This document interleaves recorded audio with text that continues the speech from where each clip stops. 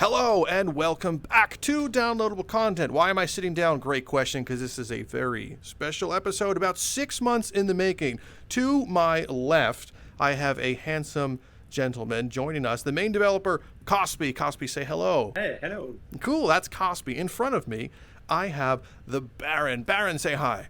Hello, hello. We're going to be doing kind of like a video podcast for Blade and Sorcery. I've asked the community a ton of questions, and we are going to pass them over to KospY and Baron to kind of talk about things. We're going to talk about everything from the history of Blade and Sorcery all the way to possibly, maybe, definitely a new game, wink. So let's come right into it.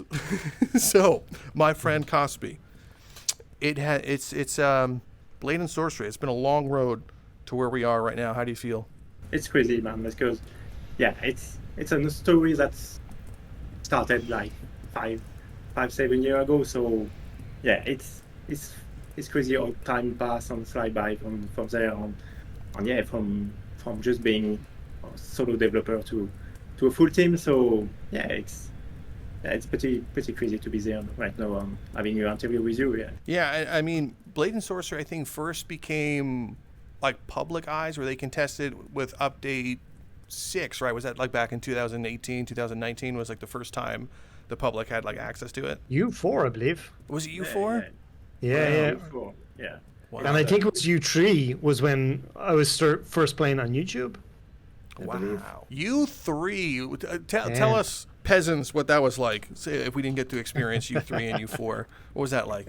Oh, it was pretty small scope compared to the 1.0 release that is a combine, a crystal hunt and everything. So it was really a small arena only on just some combats on the really much smaller scope. That's what it is right now. So I think if you look back in all this year, all the early access, we really went from a small sandbox combat game, really small, so to something much bigger. And I think in 5 years, pretty much a good accomplishment. But even if before we won, it was even worse. So, there is much to say to what it is, what Blade and Sorcery before. But that's quite of a long road toward to what we got right now. Yeah. Well, speaking of the long road, from where it was in its initial onset, like you were doing U3, Baron came on playing that stuff. Is Crystal Hunt the final vision of what you had when you were first working on the game? Not exactly, no, because obviously in 5 years of development, things change. You also have the feedback from player. So you have to take into account that. You have to also take some decision about what is probably too ambitious and probably what is more priority to do right now. So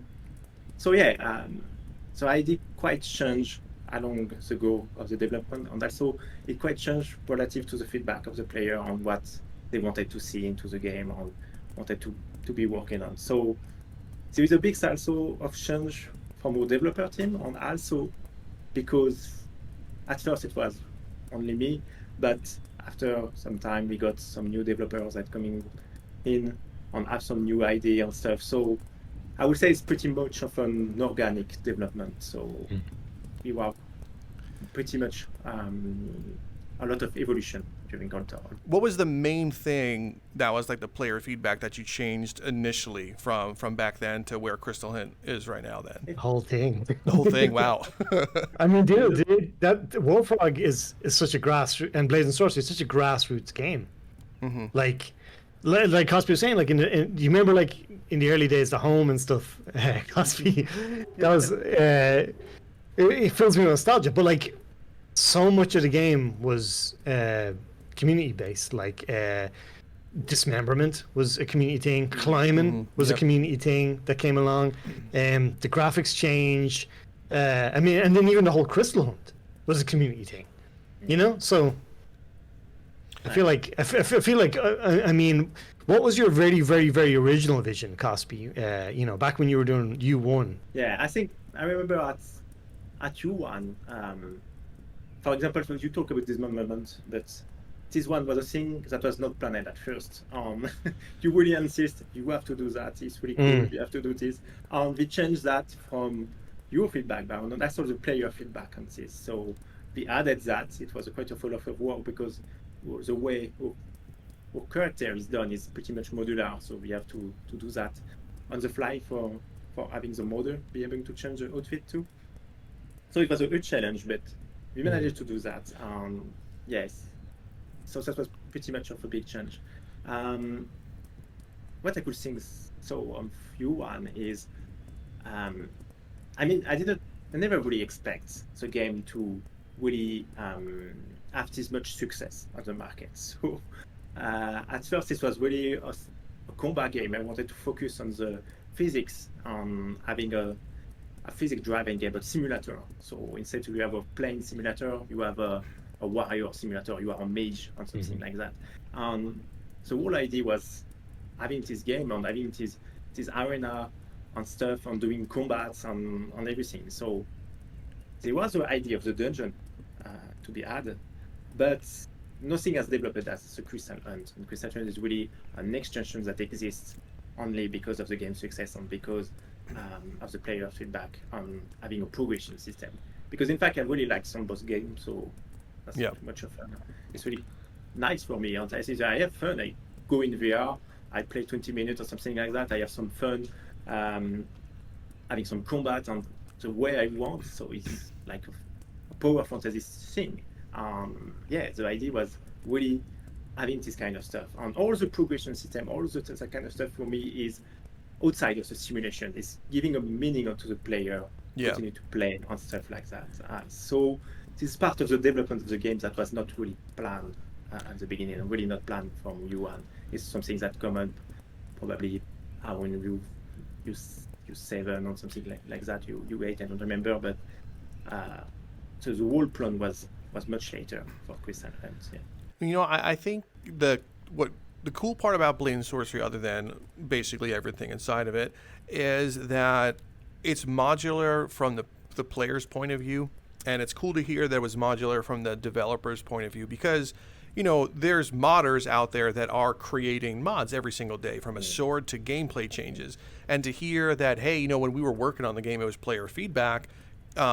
Here's the dungeon, and now here's Crystal Hunt. It was supposed to be a sandbox game. It's so cool that Blade and Sorcery's bones were made to be modular, even from the developer standpoint. Yeah, and that was something that I wanted to do really from the beginning, because for people that don't know, I used to be a modder before, so I have a big past of modder before. So I went from the game development from modding. I did some mod on Skyrim, I did some mod on Fallout. The last one I did that was on Kerbal Space Program. 2 was pretty much like KES and KES. So anyway, I have a background on that, and I learned Unity on Kerbal Space Program, in fact. So doing this mod, at this time that I jump into VR, because I have some game I wanted to play in VR. It was Elite at the beginning, and this game just make me buy a headset. When I took the headset, it was a TK2 at the time. I say, oh, that's pretty great. We can really do something really awesome. And I know Unity. I know I can do things. I know the physics systems that we got in Kerbal Space Program and stuff like that. I can maybe work something. So it really went from there, from the modding community to bring a game on. Right from the beginning, it was really the idea that this game will be moddable, and I think VR would be really nice to have a moddable game that player can use to do new mod and new, test the water about what you can do in VR. And I think I'm pretty happy on that, because we probably have a pretty big catalog of mod. It really worked out. And to be honest, if I didn't do Blade and Sorcery, I will probably mod my own game right now. So what you're saying is we could have gotten full Skyrim VR if you didn't hop into Blade and Sorcery? Is that what's going on? Sorry, what do you mean? What do you mean? He's winding you up. Hey, by the way, speaking of modders, if I could just take an opportunity to say a shout out to Huge Honor, because I'm using his shopkeeper mod, and also we're all using his lip sync mod. He's a good example of one of our great modders out there. Yeah. We love. By the way, Hunter. KospY, here's a little behind the scenes for you. Do you remember KospY in the early days? Do you remember like the very, very first days when we were doing alpha and testing? And I remember this was way back before Blade and Sorcery was Blade and Sorcery, and I had the familiar game, you know. And I played KospY's like early version of it. I remember saying to you, KospY, I was like, oh god, this is such a good combat simulator. It's like nothing else out there. And I was like, you should turn this into like a gladiator-esque kind of game. You know, drop the magic, drop the aspirations for magic, don't have any fantasy elements, and just have a very realistic, sword fighting game. And you were really adamant, obviously, on like, oh no, like I had plans for telekinesis and I had plans for magic. And I had worked with all these different content creators, all these different small indie devs who were just getting burned out, you know what I mean? They were biting off more than they could chew, burning out, and not, producing the games and stuff like that. And I was so worried that would be you, KospY, you know? I was like, oh no, man. I was like, you have some really great here. I was like, don't go too big or you might burn out. But I remember when you added in the telekinesis, and I was a complete believer after that. And I saw the vision, and I saw exactly how good it was. It was just a cool guy simulator, you know. And I remember that. I remember this telekinesis thing saying, oh no telekinesis, no, you really need to have telekinesis. After that, you will see it's not the same telekinesis that we got in other games. It's really a powerful telekinesis, like you can exactly really use and stuff like that. A power fantasy simulator. But I was locked into this mindset because this was the earliest days. I didn't know what the game would be, and this was the earliest days. I thought, oh, it's a realistic combat fighting game, but it's kind of not. It's realistic physics, but it's a power fantasy. And after that, I was like, I'll never doubt you again. You're completely right. It's like it's hard to even imagine now. Imagine if you had not done that. God. But it's an important point because at the beginning, I think some player got the idea it was going to be a pretty much grounded physical. The idea was always, however, from you and on ever before, to have a fantasy game. It's not going to be a sword fighting simulator. I know it's a simulator, but it's a simulator about being a fantasy character, not being a realistic character. So it's a power fantasy. You have power. You have spells. You can fly. You can jump with gravity. You can throw fire, throw fireball. You can use telekinesis to go on and make your way through the level and stuff. So the idea was always to have some kind of power fantasy of the player. So we are not, it's not like a Dark Souls game, something like that. It's more like a power fantasy. The player gets from being not really that powerful to really being powerful, but both by the skill and also by the skill of the player, because if the player can sustain many kind of lot of slash with a sword and those stuff, he have to do that. We don't want to prevent the player to have fun. So that was really the idea towards this game.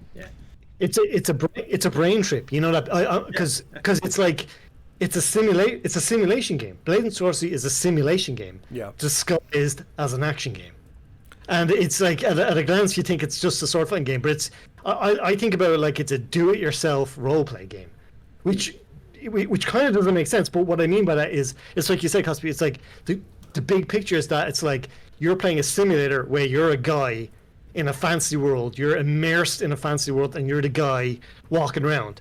And sword fighting happens to be a component of that. But it's not like it's not like everything went in on sword fighting, and there was like gamey abstraction added to make like sword fighting mechanics or anything. No, it's just it's a simulator. Yeah, it's a simulator, and the sword fight is the part. Having fun. I mean, this is really the thing. If you want to take a dagger and just put it in the guy like this, you can. You don't have anything. You don't have any abstraction. They just tell you no. You cannot do that because you have to parry before and do something. I don't feel it's that really good. I just want to have a combat that feels free from your point of view. So that some player that looking at a challenge is probably going to say, yo, we want more challenge, and we try to do that with having the NPC being able to defend itself and try to parry stuff on that. But the whole way the game is a physical simulation. If you have contact, if your blade do contact with NPC, it does contact. It does contact. It's not going to do anything else. It's not going to go through. It's not going to not hit on saying it's not possible. So we have to do that. So the idea is the artificial intelligence to try to parry the thing from the physical standpoint point of view. So it's much harder to do. So the idea behind having a difficult game when you have a lot of exchange with one base one combat is pretty hard to do. The physical simulation prevent a bit that. I also think it's personally think it's sometimes boring to have really long exchange too. So I must want to have more like number of NPC or just last through away. Having this power fantasy trip, it's much something I was looking for. Well, what's really cool about everything you guys are talking about, from the player's perspective to a power fantasy, is even from myself, my own journey as playing. I think I played the game originally back in late 2018 or somewhere between 2018. I remember starting off and I was just like, whoa, like this is kind of a challenge. The NPCs are swinging on me. I got to do X, Y, and Z. I got to do this thing. And as the more I played it, the better I got. And you get to a point, of course, with not just sword play, you start using the magic system, you start doing everything, that you're just destroying NPCs. And then it gets to that next echelon of player where they're like, this needs to be harder, forgetting the journey they took along the way. Like, imagine if the NPCs right out of the gate were just combo masters. Like, what do you do? A normal player is not ready to deflect blows and dodge constantly. They want to feel, like Baron said, the cool guy. So if you had NPCs that were straight up destroying the player, I don't think you guys would have captured that same magic that you originally had. Because if they're like, oh, I added this really cool sword as a mod, I want to go use it, and then the level 1 enemy gives them a 10-minute fight, they're going to be stuck. So that's why, I get where some people want more of a challenge, right? But like you said, it's the aim of the game wasn't really to say, like, we're going to challenge you to a HEMA duel right now where you have to survive 3 rounds and whoever gets the most point wins. It's that power fantasy, is do these cool moves and all that stuff. And I think that's the quote-unquote magic. That's the real sorcery we had along the way.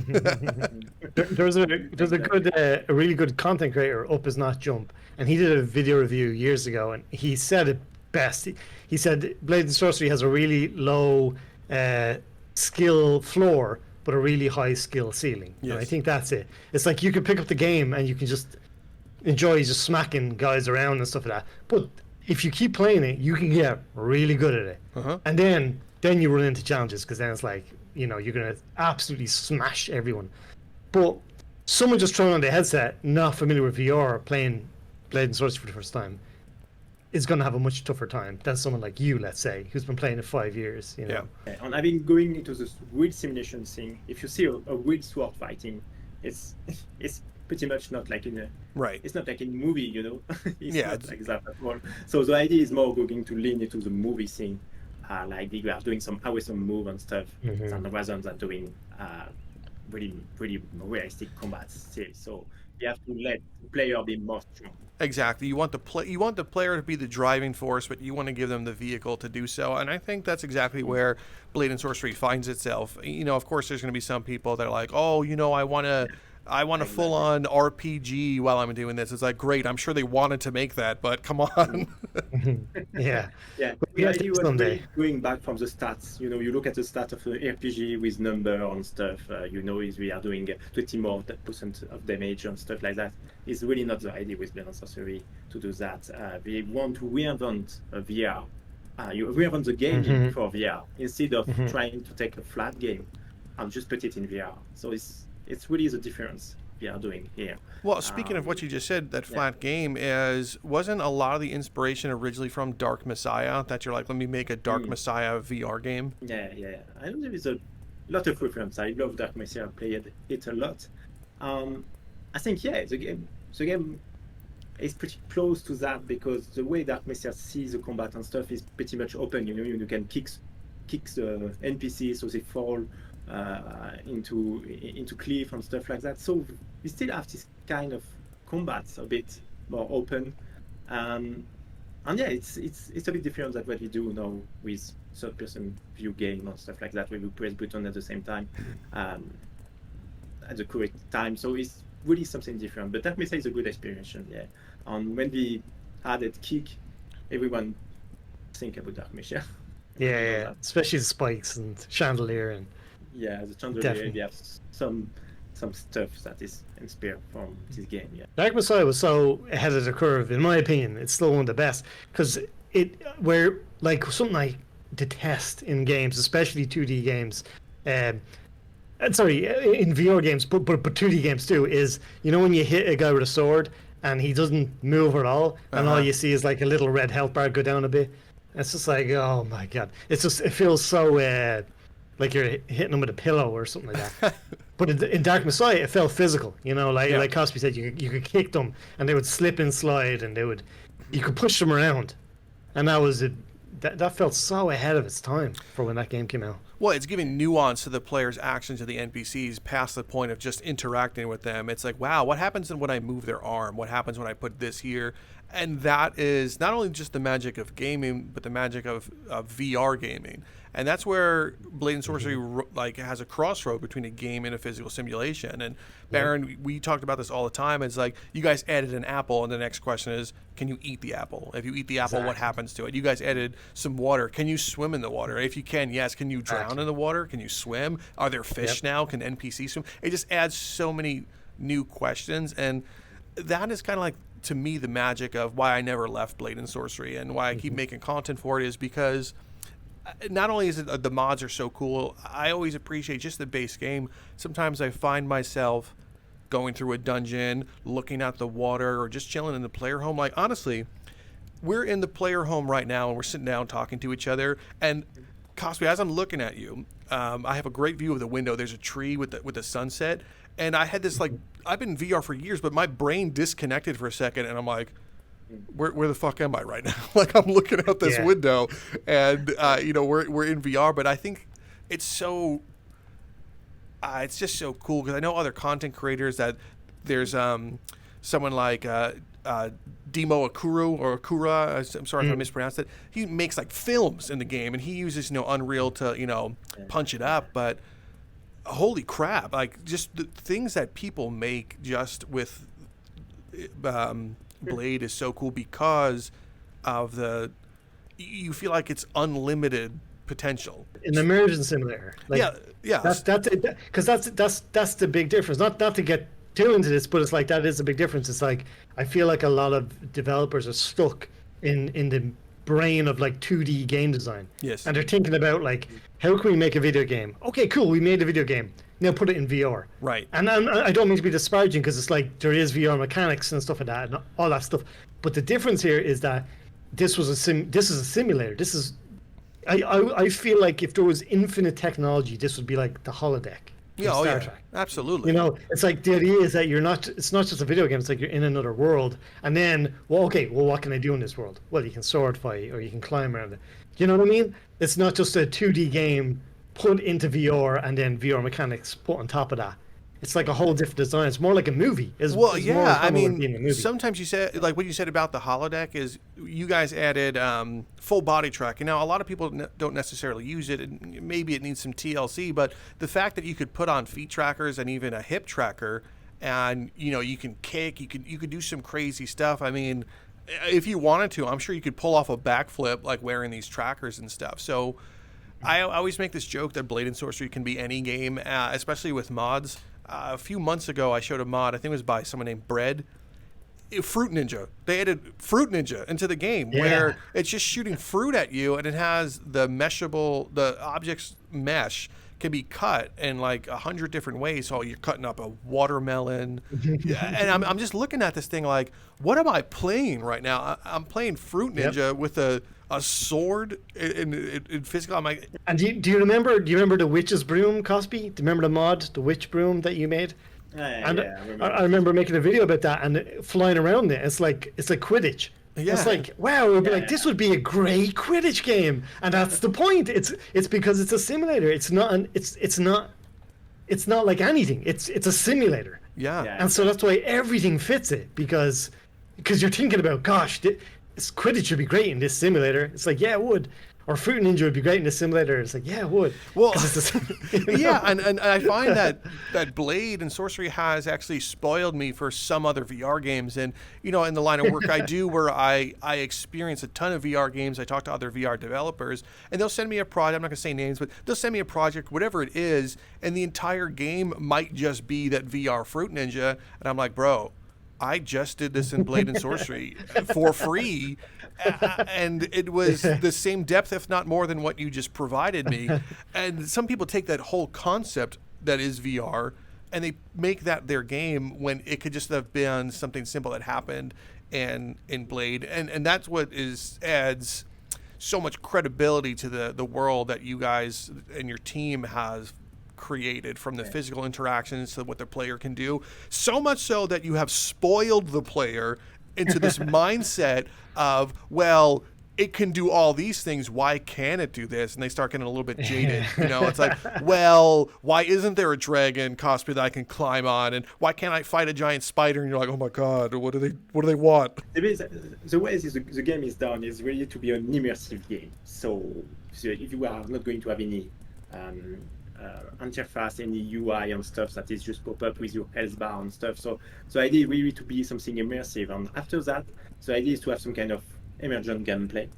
So we are coding physical feature and stuff, and after that the modder can use this physical feature to do their mod. And this is also why the player and modder have really a lot of fun with the game, I think, because yeah, it's a sandbox, so where you can create new weapon and new thing like the free the fruit box and stuff. So in a sense, and this really fun way for modder, I think, to have new thing or test new thing in VR. And even me, when I was working on Unity, when I did the witch boom and stuff like that, it was really, okay, does that work? I'm going to do a witch boom, a boom that is just fly and just press trigger and it's going to propulse you yourself. So yeah, go on. And I have fun in Unity doing that and doing all this thing and programming that, in fact. So I really like the idea to have some kind of game that is built on top of a physical simulation, and then you can add everything. And it makes even more sense in VR because you have all these close interaction you can have, and it's really cool because in VR you have all these interaction, but with a button and with a gamepad we cannot do that. With a keyboard and stuff we cannot do that. And there it makes really sense to have this physical simulation in there. And I'm really happy when I see some mods that is pretty quite crazy, like Free Ninja, like you say. But I remember still one video where the guy was flying with, the lightsaber stuff, that term, I don't remember the name, but it was flying with that, and at the same time he's doing an helicopter. He have a big gun on an M60 thing, just fighting his way on shooting the guy like with the Valkyrie music and stuff like that. So it was really fun.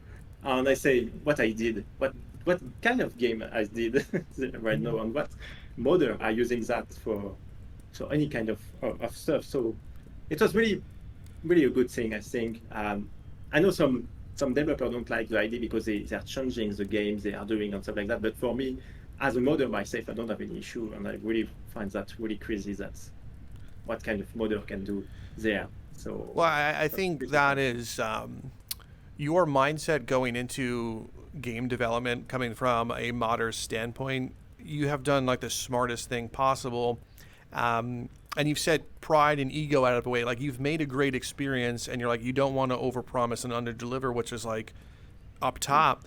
And being a modder and making it, I don't want to say open source, but open for almost anyone to make a mod, and it can be anything. And no one on your team was ever like, hey, you made a mod for our game, we're going to take it down. Like, there are some companies out there that they look at a mod for their game and they're like, oh, like they get upset that someone created a mod, because for a litany of reasons. But you guys were so open to it that now people are creating rideable horses. Huge Honor makes a horse. You can get on a horse and ride it in Blade and Sorcery. Like what? The opposite of that too was like when we were the guys are working on the game, like we're always thinking about how to make it moddable. Yeah. You know, and it's making it as moddable as possible without it being open source. You know what I mean? Well, exactly. And like a lot of the guys, you know, talk to the modders, and you know they have direct contact with them, and the modders will ask the guys like, "How do I do this or this?" or could think about adding this support or that support. And so like the mod scene is not made in a vacuum. You know, it's like. Full credit to KospY, you know, for kicking it off, and then the Warfrog team for continuing it. Like, we make it as moddable as possible. It just seems crazy to me that there's people out there who don't like mods and modders, because you got people working on these things. You got people working for free to make content to give to other players who love the game you love. Like, what the hell is not to love about that? Like, it's nuts. Yeah, it's given so much lifeblood to the game for the development cycle. Hey, I know we said we weren't going to talk about this, but I want to address it because it's hilarious. My table literally exploded while we were talking, and I'm just floating here, which is hilarious. But we're going to keep going because this is Blade and Sorcery, man. We're using Thunder Road. What I was going to say is having these mods is you're giving free lifeblood to the game. So when you guys were doing U9, U10, 11, 12, all the way to 1.0, you knew that there's modders in the background still giving quote unquote updates to the game because of how it is, just the moddable feature of it. So even though between U11 and U12 or U12 to 1.0, it could have been 6 months or close to a year of update dev time, but the game was kept going and kept so popular because from what it is, but also because of the mods and because of the modders were able to like, oh, here's another mod. So every day, every week, people are like, oh my gosh, there's quote unquote new content in the game I can check out. Who's not to like that from a developer point of view and from a player point of view? Like, who's not to like that? Like, it's crazy to me. Modders are amazing. Like, it's wild. I don't know how else to say it, really. I will probably mod my own games anyways, not doing the game. I mean, it's pretty crazy that we have that stuff. Another difficulty was doing the mod for the Quest 2 or Quest 3. I think on that we try to deliver with the in-game mod manager, so player can install the mod directly from the game. But still, the way we did modding on the Quest is a bit more limited because of the mobile architecture and stuff. So that's the kind of stuff that's probably going to evolve on that. But that's something we are pretty happy with, to being able to deliver that on the Quest 2, because at first the game was really PC VR only. Yep. And going having that on the Quest 2 is pretty nice, even if the catalog is not exactly the same, because obviously on PC VR we have more performance on VR, so having more advanced script and mod, so it's always going to be a limitation still on the hardware, but still it's something pretty happy that we got as a modern Quest. Yeah. You know, KospY, one of the main things I know everyone wanted me to talk about, and I wanted to briefly touch on, is the dreaded question, multiplayer. Now, I know it's a meme, but hang on a second. I want to talk about the history of it. So I remember this could have been a rumor, confirm or deny, but when you were first kind of planning it out, did you guys try it as a multiplayer and be like, wow, this is not working at all, and you kind of changed from there? Is that something that happened, or is that a fever dream? No. It's not exactly that. In fact, if I really go back, so I'm going really a lot back in time, even before the first release. So we are going something like 6-7 years ago, so before the game was done. So the first version of Blade and Sorcery, that was called, in fact, Sorcery at first. It was the first version of Blade and Sorcery, was multiplayer. That was me doing. I even did some kind of private beta test of that, but it was really a long time ago. And the game was not at all like it was right now. It was a PvP game, so it was completely different. It was like a chivalry game, but in VR and with physical based combat. But this idea, I really just drew up the idea pretty fast, because it was just not working. It was just not fun. In fact, it's not my issue, because the issue is with the lag, with the latency with player. You just take a dagger on, you're dead in your head. You're dead. It's just you don't have time to react. Right. Right. It was really not fun. You cannot parry. You cannot do anything. And it was just the first guy that just shoots the guy, and just you just go first, and you have maybe a better latency, and then So I just dropped the whole ID, removed all the multiplayer code and everything, and I just went back from scratch, from doing the game as a solo game, where you are fighting toward NPC instead. So the rumor is somehow true from a few things, but it was really a long time ago, and I think it was really only the prototype version of Blade and Sorcery. And nobody never saw this version except a few beta testers that had the game in hand or testing with me, but it was really a small team.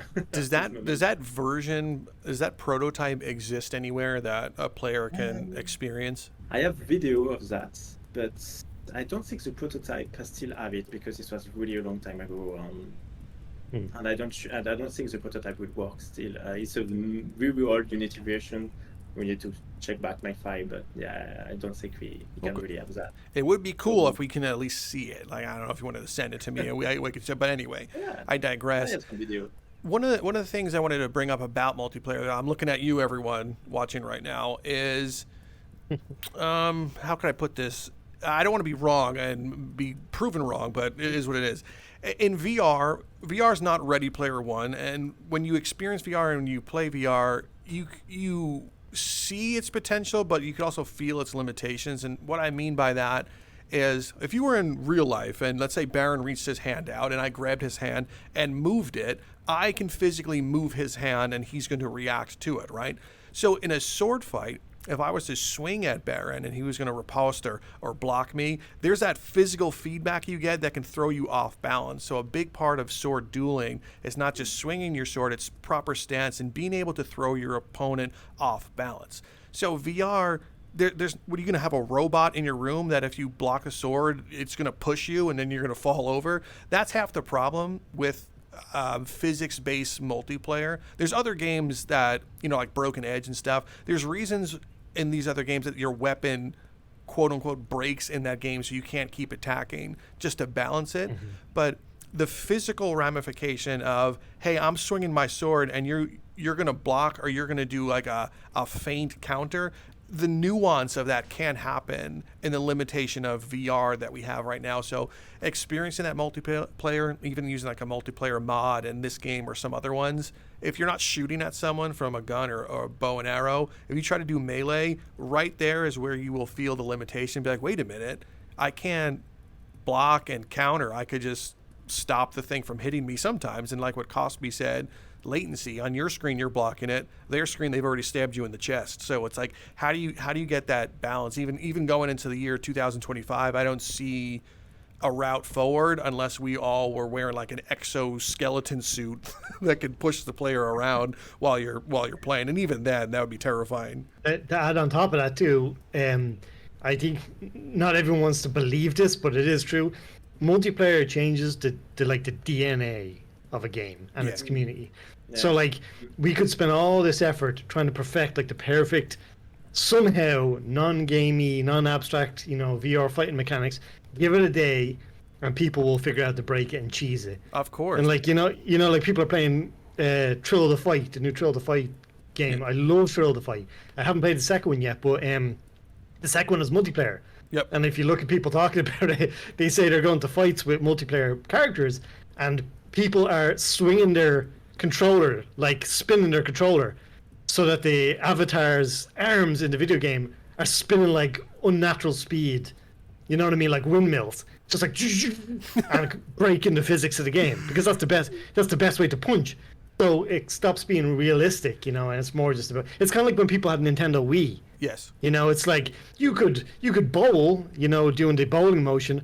Oh, but if you flick your wrist, the ball will go faster than the physics, realistic physics allow. And so it changes the DNA of the game. Well, you're right. Yeah. I forgot who said it. I think it's a developer, but it was like a player's job is to optimize the fun out of a game, but the developer's job is to prevent them from doing it. For example, let's say you can get gold in a game and you play the game, you get 10 gold for killing a monster, but the player realizes, wait a minute, if I don't kill a monster and I go here and walk into the wall for 20 minutes, I get 2,700 gold. So now I'm not going to kill monsters anymore. I'm going to walk into this wall for 50 minutes and get unlimited gold. And then you as a developer are like, wow, I thought people would enjoy playing this game, not trying to get gold. I give you gold, but so that's what I mean is you run into these like quirks, and outside of Blade and Sorcery, I know as a dev team, but are you guys playing like a lot of other VR games? Well, I love simulators. That's my favorite thing, and it's hard for me to get into. And I'm the same with 2D games. I just have a hard time getting into games that are too gamey. Unless they're deliberately gamey, and in that case, I like the gamiest of all gamey games. Like, for example, something like Crusader Kings. It's one of my favorite games of all time. And that's super number crunchy, super gamey. Mm-hmm. But if it's something like an action game, like a shooter game or something like that, can't stand it. Have to turn off the HUD straight away, have to turn off the crosshair. Like you turn off maps, turn off compass, turn off all that stuff. Can't stand it. Yeah, you and I are the same like that. But in that landscape, like we're kind of like old souls at that point, where people really want to be able to bright colors and loot boxes and stuff. But I'm the same way. Like I'll play like a shooter. I'll play like Hell Let Loose because it naturally turns off the HUD and all that stuff, and you die in one bullet if you're out of position. But the reason why I ask these questions is so a game like Boneworks. I don't know, maybe someone would consider it your guys' direct competition. I don't really consider it a direct competition, but that game, you had a modder named Lakatraz and some others create Bone Lab Fusion, which is outside of the scope that the developers dreamed of. But that one is the best physical interaction of a multiplayer I have ever seen, where everything is syncing. I don't want to say everything because it's VR, but there's like a 90+% confidence that something's going to work. Like, if I brought you guys in there and said, hey, sit in this car with me, sit in that seat, you would be able to do it. I would drive the car, everything is together. I'd say, hey, I'm going to fire this gun, pull the magazine out, or rack the slide for me, and you would do it. You would see the same enemy. If I blow up the enemy, you would see that they exploded. Now, the reason why I think people look at that and they look back at Blade and Sorcery, and I've even made some tongue-in-cheek other videos like, hey, it can be done, like Battle Talent's doing it. There's some netcode stuff there, but I bring up Bone Lab and that mod because they've kind of found a way to showcase that multiplayer because it's not like a melee multiplayer. They're like, hey, I can shoot this gun, I can drag this null body. So I guess where I'm going with this very long tangent is if you had all the knowledge of today, and Blade and Sorcery didn't exist, could you have made some form of multiplayer component with all the knowledge and skills and stuff you have today with your game plus competition? About multiplayer, I want to just say one thing. It's not only because we decided to do a solo game. So for Blade and Sorcery, because we wanted to have some kind of immersive game and stuff like that.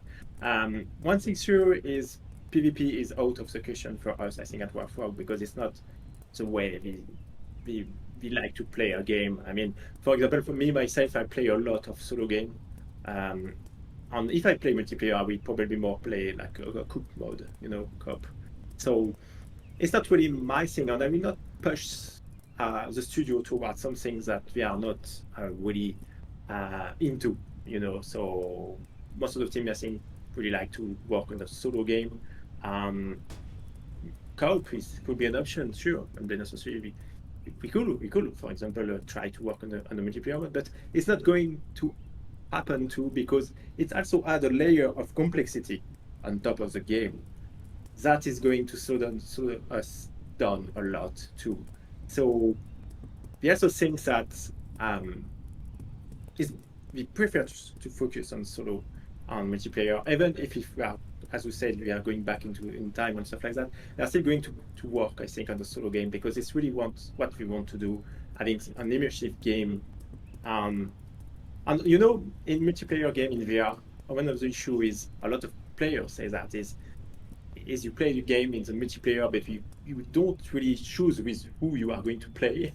So sometimes there is a lot of players, saying, yeah, there's too much children, there's too much stuff like that. And VR is a bit plagued with that because they don't separate adults on children, on kids and stuff like that. So that's, we don't want to enter this territory, because it's something that I think other game can do, obviously.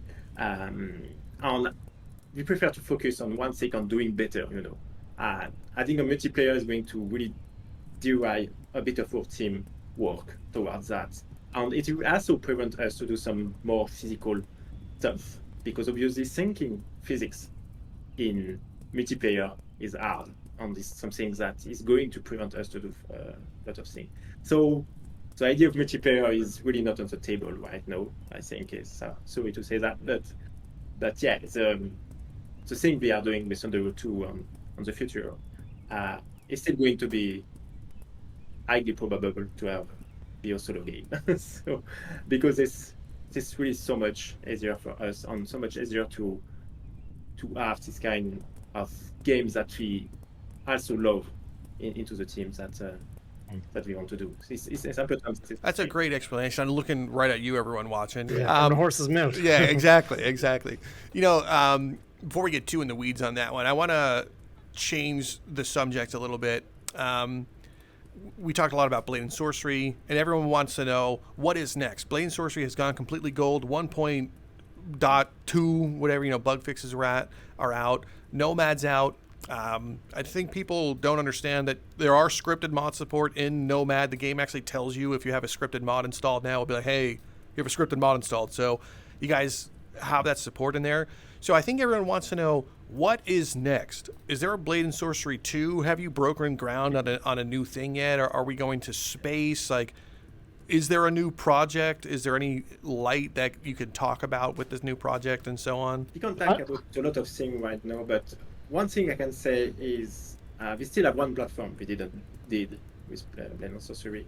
It's the PlayStation platform. So Oh. PSVR. I don't want to announce anything because we have no dates, but I think we are working on a port on PSVR. So that's something we can confirm, and I think we already say during early access that we are interested by the platform. So for Blade and Sorcery, the next thing that is probably going to happen is a PSVR release on that. No dates. I can't say anything on that. No, we are not sure. We are still working on to see how it performs on this platform on fixing bugs. That's something we want to do for. Do you know how many people you just made so happy right now just hearing you say Blade and Sorcery and PlayStation VR 2 in the same sentence right now? We kept saying, once we did say it, we said once Nomad is out of the way, we'll look into PSVR and we'll see what can be done. And I think the thing that I appreciate the most about you guys is your business sense and your business acumen, where some developers might be like, wow, we're really successful in here, and they keep pushing the envelope. They're like, oh, let's do Blade and Sorcery 2, let's do Blade and Sorcery 3 right now, and I want to add in a dragon. And it's like, okay, it's the same game but now with a dragon. What you guys are doing is you hear the community exactly what they want. You're like, okay, it's on PC, but now there's a standalone headset that's way cheaper, and people want to do it. So like you knuckled down, you put in the effort, and you release it not only on the Quest 2, which is a miracle in and of itself, but also, of course, the Quest 3 now has it. So, and everyone's playing the same game. And then you see and you hear about PlayStation VR 2. I know you guys have heard about it for a long time, but to be like, hey, you see the spike in it. I think the sales of PlayStation VR 2 has gone up like over 4,000%. This past Black Friday in the States is what they call around Thanksgiving. For our American folks, they slashed the price of the PlayStation VR 2 like in half. So many people bought that, and now they have new adopters of VR. And Blade and Sorcery, in my opinion, is still kind of the grandfather of most VR games. Is they look up and I'll see new people finding the videos, and I see the comments like, "Oh my God, is this game coming to PlayStation? When is this coming to PlayStation?" And you guys seeing those writings on the wall, looking around those corners, is like, you're like, let's get a dev kit, let's work on that, and let's see what we can do. Of course, you know, you're not announcing a specific date right now, but to hear that that's what you're doing is very refreshing. Now, there's probably some people like, oh my God, but I want that dragon. I want Blade and Sorcery too. It's like, listen, VR is such a niche, and right now it grows and grows every day. And you guys being able to get this game, you know, potentially on PlayStation VR 2, I think is a massive, massive success. And also, you know, like you're saying about like continue on Blade and Sorcery, continue. But what people need to think about is that the game's already been going for 5 years, and it's like at a certain point you do hit a ceiling, and it's not possible to go any further, at least not without breaking everything every single time. So you could have small content updates, okay, once every year, you know, or you could start fresh and make a new game, and you know the ceiling moves up. You know what I mean? And one of the things I wanted to say is, when I did Blade and Sorcery, I didn't expect that we are going to have this much success. So the foundation of the game was never done really to have the capacity to hold a full team, you know, working on the project. So we build up, like, you know, it was a small boat at first, and we build up many stuff on it. We are going to add the dismemberment. Yes, we are going to add the dungeon system. We are going to add something else again. So the boat, you know, is a bit starting to be a bit too small, you know, for the game. So the idea at some point is we have hitting a wall with Blade and Sorcery right now, because we are spending a lot of time debugging, trying to make up with all the code base that is starting to be really huge since 5 years of early access on every team member doing stuff on everything on top of that. So from the experience we got, we know exactly what we need now. So the idea is to change the boat, the foundation, on having a much bigger boat that we can use to create a new game. And for doing that, we don't have choice. We don't have the choice, but we're starting over, you know. So the idea to stop early access is already 5 years early access is already big, but the idea to restart also make us possible for us to do something bigger, you know, because we are going to work on this new foundation, and this new foundation is going to be much faster for us to iterate over and over and create new stuff on top of that. So Blade and Sorcery stopped, but it's like, you know, a reborn. Yeah. Because we have to work on this new Thunderbolt 2 that is a framework, because we're still using Unity, but our framework on VR, on all our weapon system, on item system, on everything is something that is going to be on Thunderbolt 2. It is going to be to run our new game on that. And the best way to do that is, sadly for Blade and Sorcery player right now, is to restart from scratch. So the point is, we have to do that right now to having a better game later. So our focus right now is still to finish with Blade and Sorcery on PSVR and stuff, but we also working as a new foundation of the new framework to do something bigger after that. Well, I mean, that's good to hear. That. Yeah, I think everyone's going to appreciate that, because there are other things that spoil people, you know, like a game like Fortnite, where it's using a different engine and they're constantly updating it and it has billions of dollars. Like, people are like, what, but it gets constant. Thanos is in it now. Here's Goku, and they're doing new stuff. Like, for you guys, I don't think, even for myself, like when you say Thunder Road and Thunder Road 2, right? I remember it was like 2019 at some point, someone said, oh, something Thunder Road. I'm like, I don't know what the hell you just said to me. But same Thunder Road 2 right now and Unity, like you said, that's the framework that the game is running on. It's like what plugs things into the other things.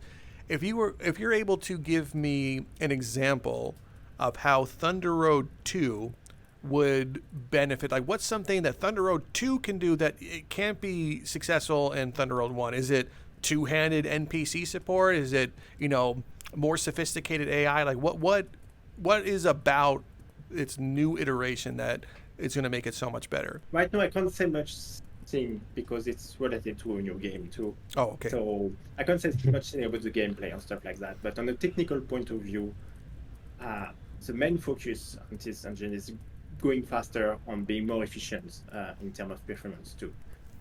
So the idea is your team is faster to create feature, faster to to integrate new thing, on having a what we call in game development iteration time, something smaller, so we can work better on having less bug and stuff like that. On yeah. So the main idea is really that for now on. On top of that, we are adding some new physics-based feature, but so it will be a bit probably too soon. You guys like how I'm trying to sneak out information from him here? I'm really trying here. Here's an analogy for you too. Like, it's so much faster. Like, imagine you were writing, you're tasked to write the dictionary, and you're writing the dictionary over 5 years, and you're coming up with words. You're like, oh, D for dog, and C for cat and stuff. And then over those 5 years, 28 people join you on your team. And they're like, don't forget elephant. Oh yeah, don't forget the fox. And you're putting all these words on paper. And then you get to a point, you're like, well, this is all jumbled up. So you're readjusting, you're retooling to make it all make sense. At a certain point, maybe you just start the book again and you say, okay, how about I just take all those A's and put them under A, and all those B's and put them under B, and all those C's. I see. And you because you've learned all these mistakes from 5 years and from all those people chiming in. And so the new framework is just so much slicker. So with this new faster framework, as an example, just I don't know if this is an example, but let's say you had Thunder Road 2, would that have helped Nomad get Citadel sooner, or does that not correlate? Well, that's kind of hardware though. That's the the hardware. That's the issue with Quest 2. Yeah, okay. Yeah, it's a different thing. Yeah. This is more like the tools you're using to make the game are much faster. I see. Yeah. You consider that you have Unity and you have a layer of interaction on system. That's the thing we are working on for VR. So it's a bit like you talk about Bonework and Bonebad. It's a bit like what they call Marrow. Yeah, they're a Marrow engine. Yeah. It's the same thing. They are doing a bit of the same thing. So you have different objectives, but that's a bit of the same. Okay, cool. Same. So, I'm sorry. Go ahead. The thing is, Thunder Road 2 is going also to for a modder on for every player that is going to play this game. We are going to get the same feeling of Blade and Sorcery. So we are really try to have the same feeling on player that is going to play your next game should not be lost. I don't think so. I think they will be pretty apparent that it will be Blade and Sorcery still on that. Feels like a Warfrog game. Yeah, I see. It's keeping that DNA of the game where they know, like, just like when you play a Rockstar game. Oh, this is Rockstar. Okay, exactly. I feel. Like, think about this too. It's sad that we're in the twilight of Blade and Sorcery, but we're in the dawn of Warfrog Studio. Like this, we're just getting started here. So I feel like there's good things coming down the line for Warfrog Studio. Yeah, that's cool. Well, I'm glad we brought that up, and I don't want to keep you guys forever. But are you ready for more of a? I do this with Baron when we do the interviews. Lightning round style questions from the community. Now, these questions, these answers, unless you really want to explain it in detail, don't. So if I ask you like, hey, what's your favorite sword? I don't want a whole backstory about why X. Just be like longsword, and then just move on. Okay? Are you ready for that? Go for it. Okay. Some of these ones are also going to be like more of a, I don't want to say tongue in cheek, but I'm just going to dive in. First one is, why did you get rid of the OG market, and why is it only nighttime? You have an answer, KospY, or shall I? Let's go.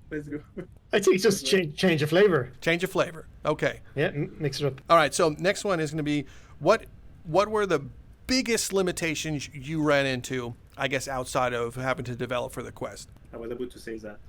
Regressions. Regression, yeah. 100%. Yeah, demoralize and sell. My QA team is mad with regression. And regressions, you mean like something like you would be like, oh, here's 1.0, and oh my gosh, the animations or the AI stopped working. Yeah. Okay. Exactly. Yes. Someone fixed something and, something else break. So it's constant game. You have to fix something and fix something else, something else. It never. And that's that Thunder Road again. That's not to go backwards, but yeah. Oh, regression in conversation. Nice. Good segue. All right. So how about, what are some things that you had to cut from the game that you would have liked to see in the final product? Small clarification. The only thing that was ever cut was the soul spell. And fishing, right? That was never cut. That was stuff that was like, wouldn't it be nice? Yeah. But some And Yeah, creatures, yeah. but even Creature was never on the roadmap as like we're definitely doing this. It was kind of like, wouldn't it be nice? The only thing we ever put in the roadmap that got cut out of the game was the Soul Spell. Well, I thought it mean, was Soul Spell. You had quote unquote DLC that was, I guess, technically cut, and I think two-handed support was on there at one point. Correct me if I'm wrong. I just remember it was on the maybe list. Yeah, it was on a maybe. Yeah. Okay, so I Yeah. think that's what we mean when we Oh, say okay, cut. okay, I don't mean like, yeah. oh, I can't believe they cut my favorite. Okay. So Gotcha. yeah, so stuff like that. So I guess why was the Soul Spells cut, and what did it turn into? Is it still in the game somewhere? I guess what happened to two-handed support, and yeah. Soul Spell was legitimately cut, and the reason was because when we came through the spell, it was like, okay, if we did the Soul Spell, it has to have all the same mechanics as the other spells. So it has to have a regular cast, a dual cast, it has to have a staff cast, it has to have a staff slam, and that ends up being like whatever 9 functions. Yeah. No big deal. But then we decided, well, what if we want to add this idea of like the skill tree?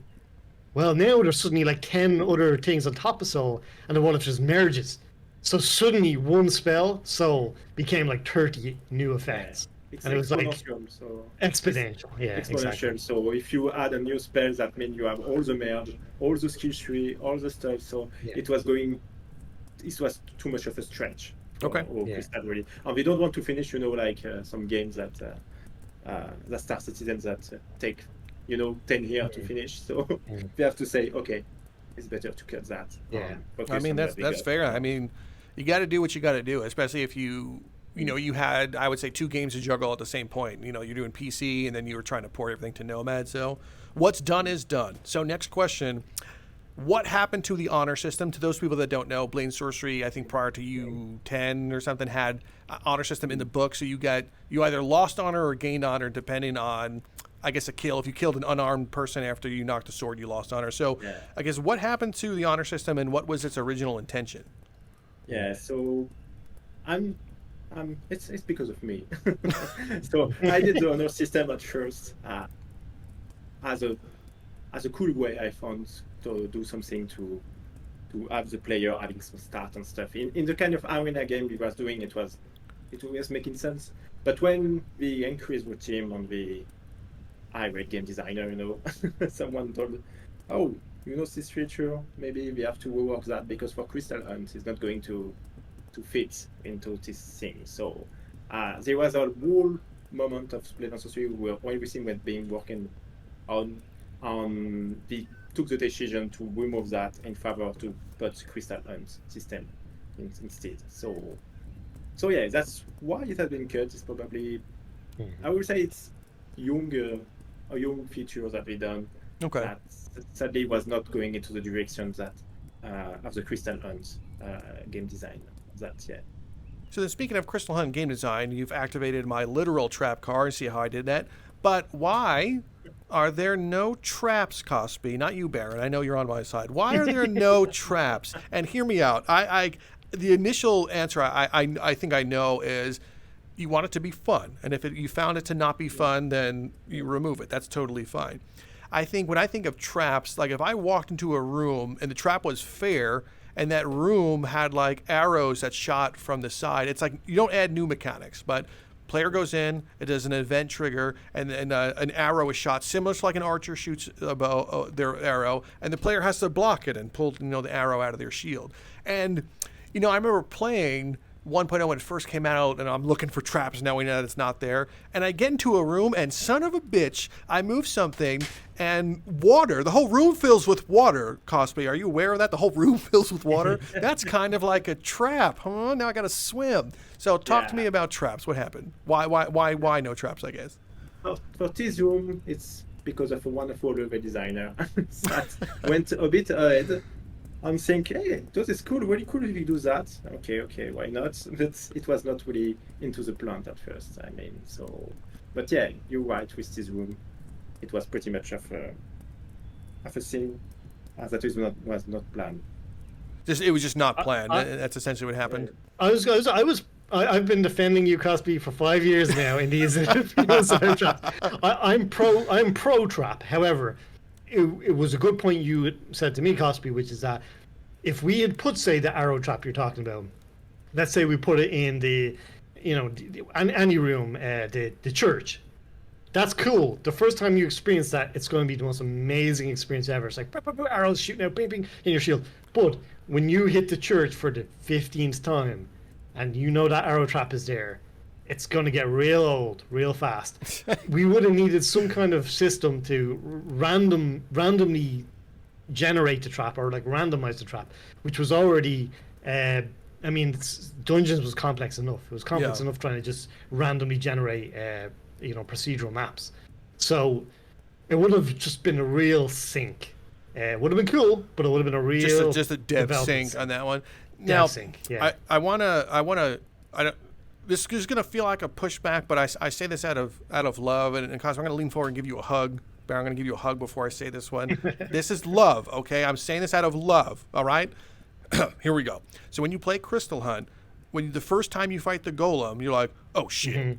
Same thing with the second time. But do you feel like the player feels exactly what you just said, fighting the golem multiple times? Well, it's a great example. It's a great example. I know people wish there was more variety in bosses and stuff. With infinite dev time and infinite money, it would have been great.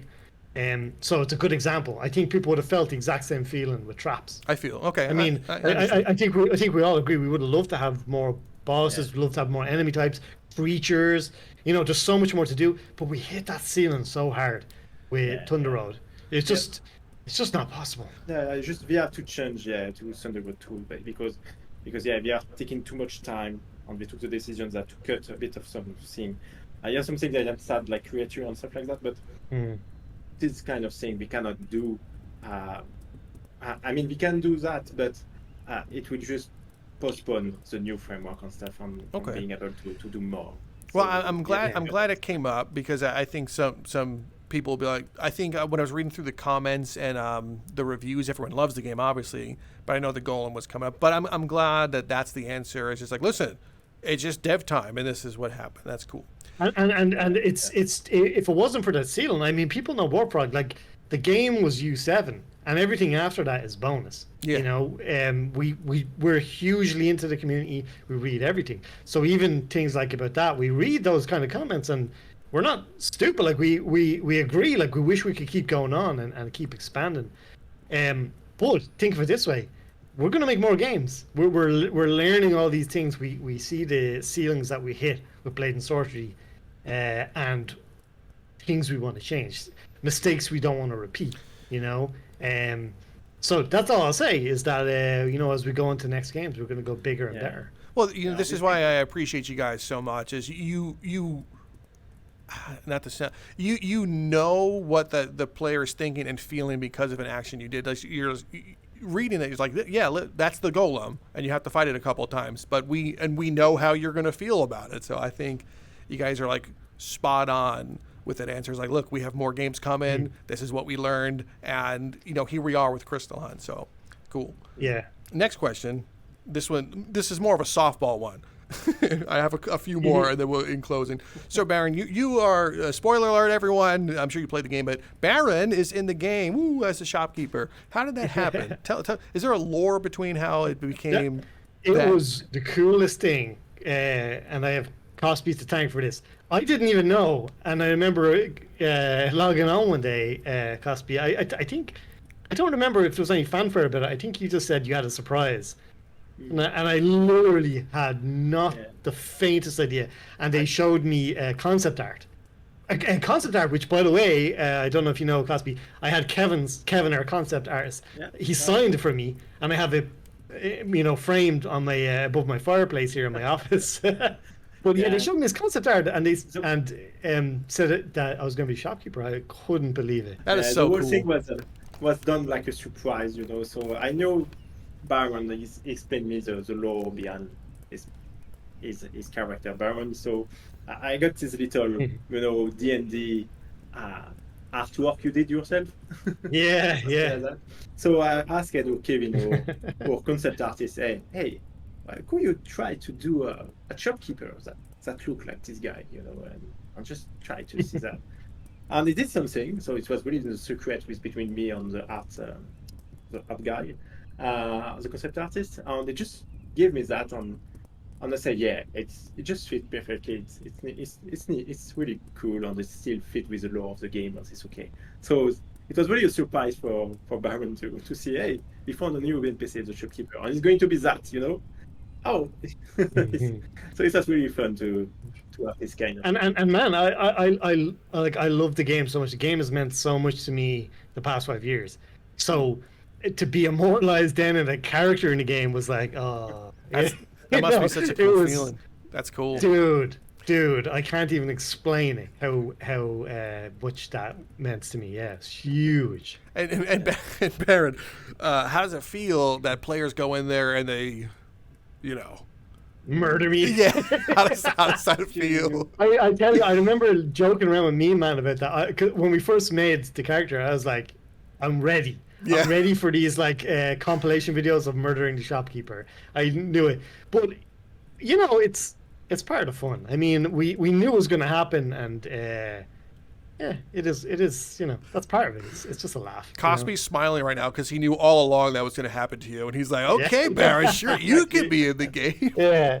I have all those people who, when I was a community manager, like, you banned me from the Discord, Yeah. and now it's Yeah, time for some yeah, revenge. And I warned you that you are going to be killed into the game. Yeah. A lot of kills.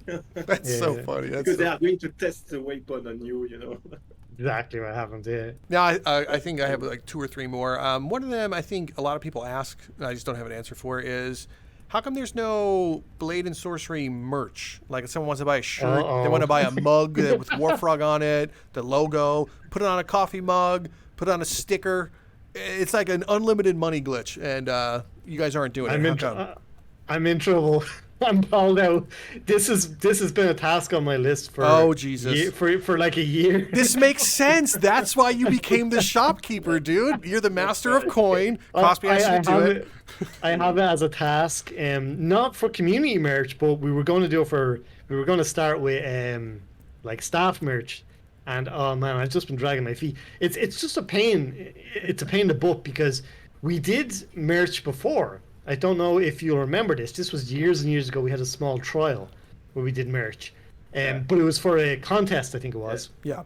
And dude, it was the biggest pain because you get people who live in countries that like they don't ship to then, and then you get like, I remember we got a bunch of mugs back, and the quality was just crap. It was really bad. Yeah. And it's just hard to like quality control it and stuff like that. So it was just a pain. It was just a pain in the butt, and we never did it since then. And that's why I'm dragging my feet on it again. Big company do that because they have people that just do that all the time. Right. Know? So on Earth, we have a small team. We still want to have a small team. And then it's really much work towards some things that maybe don't bring much. I would prefer that they work on the game, So that's a bit of the idea behind that. But yeah, it's, as Byron said, it's pretty hard to manage because of different country and system and packaging and everything and delivery. It's Okay, that's understandable.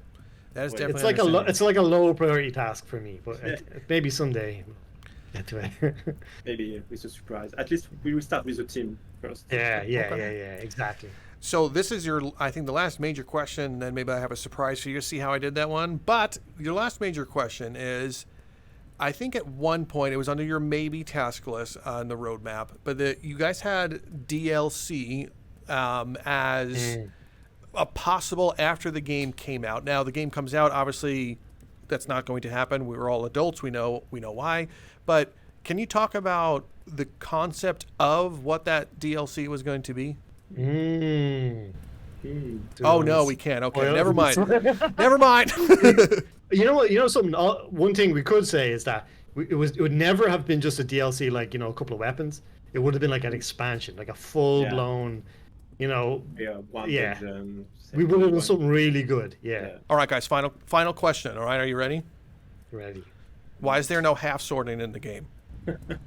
Great question. See, got him. Good question. KospY's laughing through it too. Like I asked him a dumb Yeah. question. It's so much of this question, half swording, 200 sword, 200 and stuff like that. So I get it's a bit of the same of, Because there is a mod that adds half sorting to all the vanilla weapons. Yeah. In fact, you already have some kind of half swording because you can grip your weapon anywhere. but it's not exactly what player want. They really want to have an handle on the sword, but yeah, that's something we never went by, because I think half swording is pretty much of a really I'm going to say expert knowledge, because in movie you don't see that a lot. You don't see half swording because it's taking the blade like this. It's a bit weird. Only people that is well more knowledgeable about that on medieval time know a bit what is done. So it's a feature that will talk with some people, but not everyone, So that's why we put that a bit of a side. And also because it's obviously like 200 swords, a bit more work, but it's really why we So I'm hearing player skill issue is what KospY's saying. And and as for why not add it for the folks that would like it, it's like with everything is theoretically possible, but it's like, are you willing to spend the time to do it? And I know it's a mod, it is a mod, and the mod is real cool, but the mods can get away with stuff like, twisting your wrists that glitch through swords and stuff like that. And so they're the kind of things that we need to polish. We'd have to polish those hand poses. And there's a level of kind of expectation there that, you can't get away with it, that you can get away with a mod. So are you willing to spend that time? And we did look into it. I remember looking into a Wooly. We had like a list of kind of like things like that we would like to add, but it's like, how much time is this going to spend, and how much of a demand is there out there to justify the time you spend? And half swording kind of wasn't on that. Yeah, everyone would like it, of course, but of course, why wouldn't we like to have it in it? But are you willing to spend the manpower to do that and not do something else? And if you want to do that, we want to do that, better. Like your hand, when you grab it, is not going through the guy, and that kind of stuff. So you have to have a blocker, so you cannot grab the weapon and just go through with your hand into the NPC. So there's many different kind of polishing we have to do if you want to do that. So it's not only that; it's technical thing, and also we think that it will not talk as a majority of player too, because it's mostly player are used to use a weapon in a more classic way, in movie or anywhere. So it's not something that is going to talk to a lot, Well, my friends, I think we've reached the end of this video podcast. If you guys like this, let me know in the comment section. If you have any other normal questions for KospY and Baron, please be respectful. Don't ask them anything stupid. Leave them in the comments. They will do their best to answer it. But we all know they're working on Blade and Sorcery 4 at the moment, so give them some time. But I have one more surprise question for you guys before I say everyone like and subscribe. Are there any undiscovered Easter eggs in the game, KospY? You have 3 seconds. DLC Easter egg. Oh,